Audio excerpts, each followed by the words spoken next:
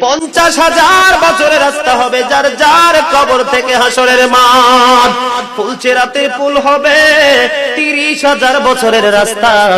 আমার উম্মত গুলো কিভাবে রে পায়ে হেঁটে তারা অতিক্রম করবে? বন্ধু নবী এমনি এমনি কাঁদেনি রে, নবী জানিয়ে দিয়েছে কাল কিয়ামতের ময়দানে উম্মত গুলো খালি পায়ে থাকবে, মাটি তো তামা থাকবে। ও বন্ধু, তাদের শরীরে কোনো পোশাক থাকবে না, উলঙ্গ অবস্থায় থাকবে। এবং মা আয়েশা প্রশ্ন করলো, গো প্রাণের নবী, জানতে মনে চায় নবী গো, এই যে আপনার উম্মত গুলো উলঙ্গ অবস্থায় খালি পায়ে সবাই থাকবে গো নবী, তারা কি নারী পুরুষ একসাথে? কয় হ্যাঁ, নারী পুরুষ একসাথে। তারা কি কেউ কারো দিকে নজর দিবে না? এবার আমার নবী বলেছে, আয়েশা রে, কেমন করে নজর দেবে রে আয়েশা?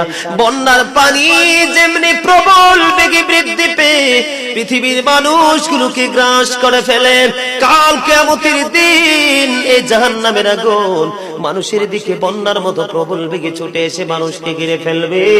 এত ভয়ঙ্কর হবে রে আয়েশা কেরা, এত ভয়ঙ্কর হবে আশুরের দিন, এত ভয়ঙ্কর হবে সেই দিন, আর সেদিন এত বিপজ্জনক হবে।